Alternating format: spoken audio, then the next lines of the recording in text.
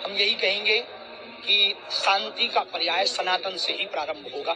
सनातन ही शांति पर, सनातन का मतलब अशांति नहीं, शांति। सनातन का मतलब क्रोध नहीं, बोध। सनातन का मतलब युद्ध नहीं, बुद्धत्व। इस भाव को प्रकट करने वाली परंपरा हमारी सनातन की है। और ये जो घटना हुई है बहुत निंदनीय हुई है।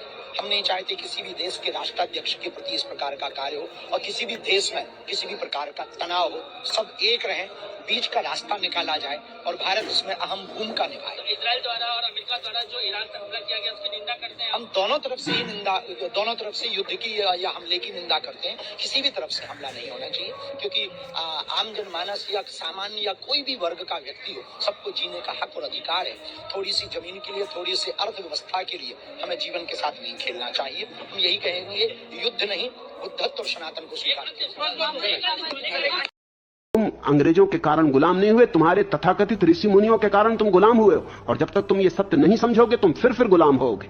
तुम्हारे भाग्य में गुलामी है। फिर ये तुम्हारे तथाकथित ऋषि मुनियों की कृपा है कि उन्होंने तुम्हें उल्टी बातें सिखाई। उन्होंने जीवन की बुनियाद तो तुम्हें दी नहीं, और जीवन के शिखर की बकवास शुरू कर दी। काखागा सिखाया नहीं, और तुम्हारे हाथ में कालिदास के शास्त्र पकड़ा दिए कि इनको पढ़ो, अध्ययन करो बेटा। काखागा आता नहीं, और तुम्हारे हाथ में सूत्र दे दिए बड़े बड़े। छोटे बच्चे के हाथ में जैसे कोई तलवार थमा दे, तो या तो वो खुद को नुकसान पहुंचाएगा, किसी और को नुकसान पहुंचाएगा।